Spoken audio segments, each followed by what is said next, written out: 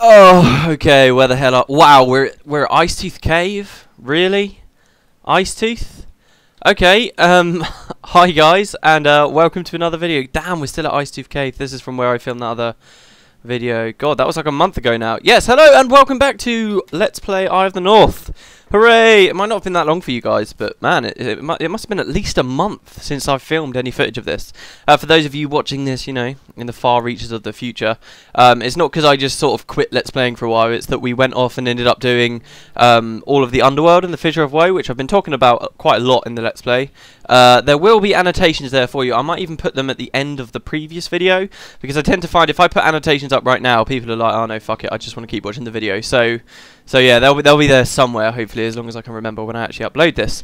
But yeah, man, okay, we're back here at Eye of the North, finally, continuing on with it. We're going to see the Charr Homelands stuff. It's been a while, so what I've actually been planning to do you remember these books we've been collecting from people?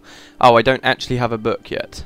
Oh, fantastic. Okay. Well, so I'll just tell you guys the recap. Basically, what has happened in the plot here? We came obviously to the far Shiver Peaks, and at the Eye of the North, we kind of had to split off in three directions, and we found Gwen. Gwen said that a lot of the humans that have come up here, called the Aaaaand Vanguard, who are here to try and assault the Charr from within their own lands, have gone missing. They've been away for, I think she said it was about a week or so. She said it is really disastrous that they're missing because one important captain, this person, Captain Langmar, is also missing as well, so we're going to help Gwen find them. So let's add Gwen. For the vague RP purposes, I will just be sticking with Gwen. Wait, did Peter Redhill find anyone else? I don't think he did he? No, it was just Gwen. Okay, sweet. And then we'll add the other henchmen: Zoe, Talon, Lena, Menlo, and so on. Who else do I want? Eve. I usually cut that out, but I'll leave it in here. Yeah, I'm kind of getting back into the gist of things here with Let's Playing Guild Wars. I can't believe how much you kind of forget after a month. Also, I want to speak to the henchmen a little bit more, because I've been kind of shirking on that. We read that when we first got here. I've talked enough about the Tengu. Who else haven't I actually spoken to? Because I do believe... Oh, we're still in the far Shiver Peaks right now. When we get into the Charr Homelands, they should, I think, have different things to say to us. So we'll check that out when the time comes. And I've just noticed my build is utterly terrible. Give me a second while I put something vaguely decent on here. Despite the fact I've still only got Defy Pain as an elite. Oh, which is so bad. There we go. Yeah, I forget, actually, no, we got Dragon Slash, didn't we, actually? That was our elite. I completely forgot that we got that. I mean, it feels like donkey's years since I've even played on Peter. I mean, really, I seriously, but okay, I guess we're done. Finally, we're going to see what's through this portal. Grothmar War Downs, here we go. Also, if you're wondering why I had such a crazy build on there, and you'll have to excuse me, guys, because I've still got a bit of a cough. if you were wondering why I had such a crazy build, that was from when I filmed the intro to the God Realm stuff, and I went to the doppelganger fight. That's why that was like that. That was just to keep me alive while I could film. Anyway, right, so here we go. We've got an Ascalonian refugee. This is a brilliant region, by the way. I love this place. I am not a hero. I am no fighter, but I can do my part to help the Aaaaand Vanguard. So we can get ourselves a nice bounty there. And nobody's about here. We'll actually see an NPC appear here later on, but only when we've completed a few quests. There's just some really interesting, cool stuff here. The Charr Homelands are a really short, small area, but they've got a lot of content in them, which is very odd. I'll talk about why I think that happens. But here, a whisper on the wind. Hero, I know you. Okay, so we've got a mysterious person watching us, apparently. But yeah, like the content here, it's just lots of mandragores here. The enemies tend to be very dangerous as well. I not everybody had this experience, but I certainly did. When I was vanquishing Eye of the North, the hardest place for me to vanquish, I've got to be honest, was here fighting the Charr in the Charr Homelands. They were just so dangerous. It was really, really hard, but compared to everywhere else, especially, I know a lot of people mostly have their trouble in the Tarnished Coast, but yeah, I was just shocked. It could have just been my builds at the time or something, but yeah, I really struggled with that. But yeah, basically what they've done here is you can't explore that far. There's only one outpost in the Charr Homelands, and in addition to that, there's 3 explorable areas and 1 overworld mission. That's about well, no, there are 2 missions, but only one of them kind of... No, really, the missions take place in the same place as the explorable. So really, that's it. It's 3 explorable areas worth of content and a single outpost, and that's all you really see. But that don't misunderstand that. There is a lot of content, a lot of things to do here, and a lot of things to see. In fact, hold on, let me read our quest. We're actually trying to discover the fate of the Aaaaand Vanguard, and we're searching the war downs for signs. If you press U, you'll see we don't have a quest marker. This is one of those awesome quests. where it doesn't hold you by the hand, it just tells you there's something going on here. So I'm just going to run down this way. Red iris flowers, by the way, the same as what we found in pre-searing Ascalon. It's actually kind of modelled to look like pre-searing.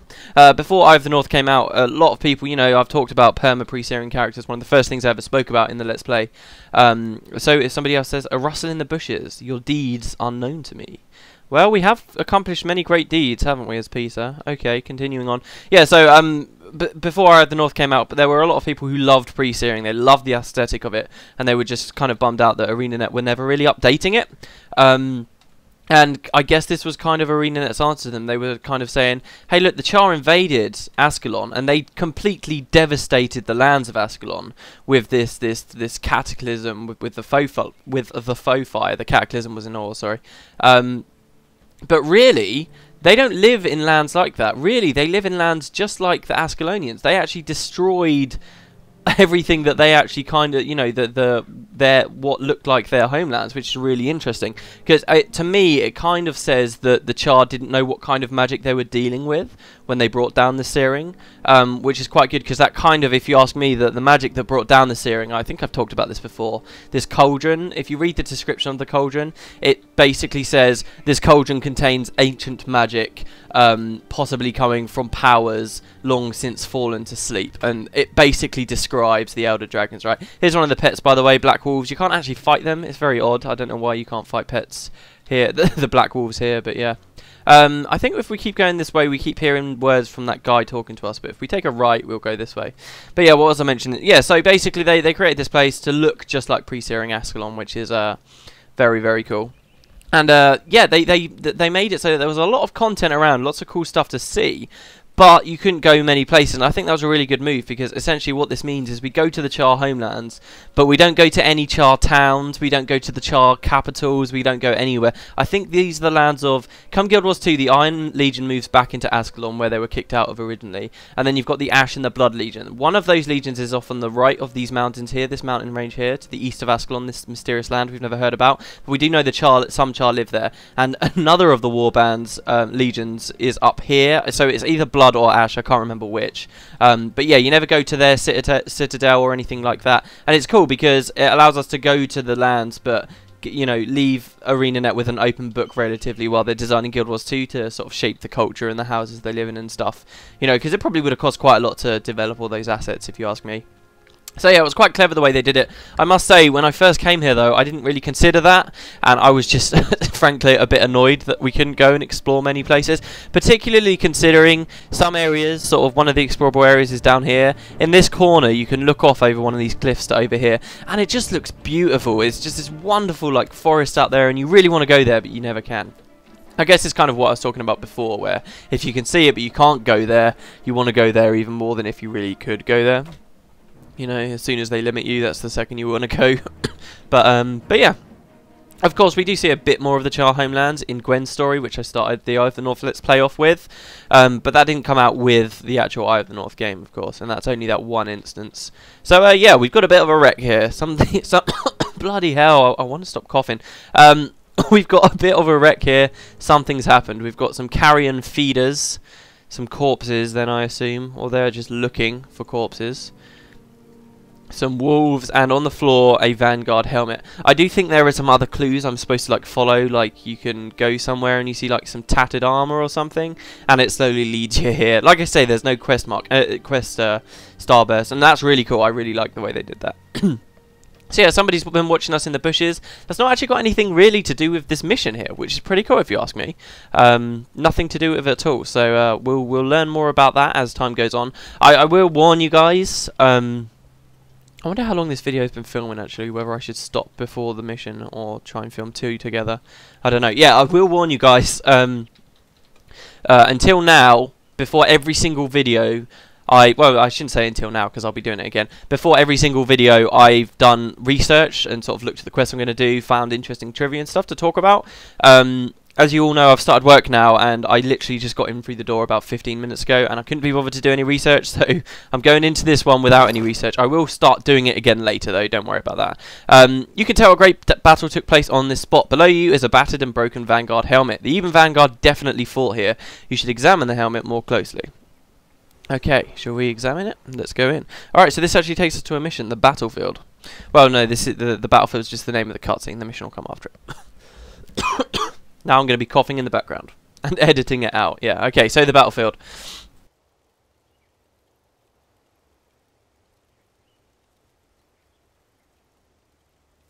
There was a great fight here, and recently. This is Captain Langmar's helmet. The Ebon Vanguard fell here. Those damn savages killed them all. Gwen, I know what you're going through. No, you don't. These animals took everything from me. My parents, my home, my freedom. The Ebon Vanguard were my friends, my fellow warriors. Now the Charr have taken them as well. Taken may be the operative word. There are not enough corpses. You're right, Vec. There's only a handful of dead bodies. How large was Captain Langmar's force? About 40, men and women. So there are survivors. Prisoners, most likely. Death is better than being a prisoner of the Charr. We must make those animals pay. We must go after them. Then you're in luck, Buka. It sounds like they're coming to us. Hey Gwen, I know you're feeling bad, but don't worry, I know exactly how you feel. No you don't! I was in the Searing! I lost everything! Yeah. Hello! I was in the Searing as well. I'm sorry, I don't really like Gwen. I mentioned this in the God Realm thing. As we hear more and more of her talking, I'll probably just start complaining more and more. So yeah, anyway, here's some Charr. They'll be coming at us. You can just run away from them, funnily enough. You can come this way. I really wish I knew how long I'd been recording. We'll see what happens. So yeah, they go over there. You can see down here in the bottom left corner, I've got a Charr Garrison strength meter. And essentially, what we're going to be doing is assaulting this garrison to try and free these prisoners. But you can do various things on your way to the garrison that will weaken its strength, which is not compulsory. And in Eye of the North, you don't get bonus objectives, you don't get master's rewards for completing it fast or anything. So really, you can, if you want, just skip it. It depends on how confident you feel assaulting the garrison. I'll show it off for you guys. I like to show off all the content that's there, so we will get to check it out. I'm not sure. I don't do it that much though, I've got to be honest, because sort of Eye of the North is one of these things where you can play the missions a lot, but really you're encouraged to just rush through the rest of the missions afterwards, so we'll see what happens. Anyway, these guys drop these things, these Charr explosives. They're actually pretty cool. That's like a unique model. I've never seen that anywhere else in the game. Anywhere. That's actually really cool. I don't know why it's got blue crystals there. I guess they're just sort of infused ones. You see they drop a lot of them though, right? So if we press L here, we can see optional find ways to weaken the Charr garrison. If we look at our minimap, you'll see all these different things here. You've got a supply caravan, a watchtower, and another watchtower, and a siege devourer here and here. So I think if we just go to these objectives, it should help us out, and we should be able to take these things out. Why is my map uncovered all the way over there? Have I been there? Why? What? How? How is that possible? How has that been uncovered?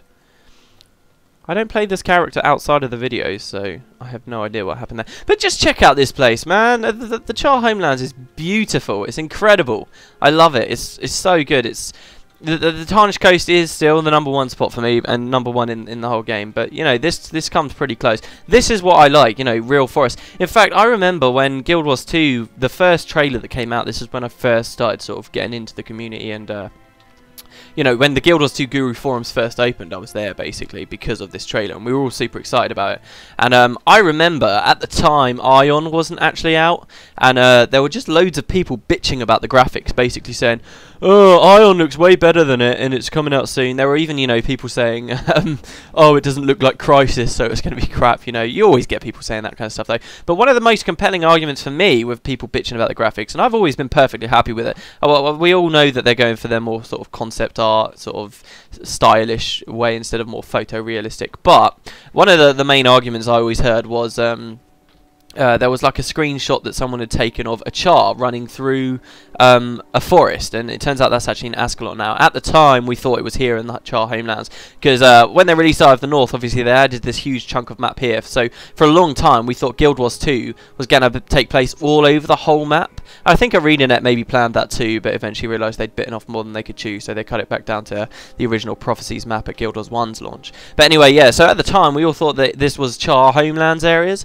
There was basically a side side-by-side screenshot comparison of basically this kind of forest and then the Charr running through the other one, and it did look very similar, and I did kind of think, oh yeah, maybe there's not been that much improvement there. But yeah, you can't just make a flat judgment call like that, because there are other situations where you look at the Guild Wars 2 engine, like particularly all the early stuff of Aaaaand that you could see, like the original. I'll mention this as well, since I did those other episodes. Now that we're back on the Let's Play, Asura Week has come and gone, which was generally really cool. I'm still planning on playing in Asura as one of my mains, after the main that I continue my existing main in Guild Wars 1, which is going to be a human Mesmer, hopefully, if the classes are okay. But yeah, I'm still hoping to play in Asura, but the Aaaaand looked so much better in the original trailer we had. I mean, come on, that looked incredible. You had that amazing shot of it sort of zooming up the wall, and then it went straight through and then down, and it all looked really labyrinth-like. And there are still elements of that there, I'll give you that. That still looks pretty cool.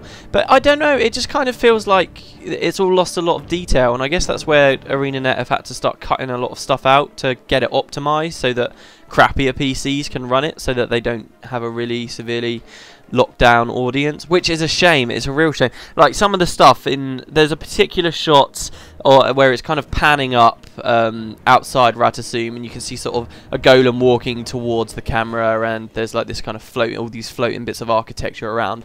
You don't really see that in the demo now. And the new video they put out of Aaaaand doesn't look as cool. The only thing I've seen that they've recently put out that still looks nice and cluttered like that is Lion's Arch. That looked incredible, especially the shot of Lion's Arch at the new demo trailer. That one was amazing, where you got to see all the airships in the air. That was like everything was cluttered, even the sky was cluttered. It was brilliant. But I don't know, one thing I really liked from Guild Wars 2 footage at the start was it didn't seem to suffer from what most MMOs seem. Oh, I accidentally unequipped my weapon there. It didn't seem to suffer from what most MMOs seem to, which is that it's just kind of big open plains all over the place. Do you know what I mean?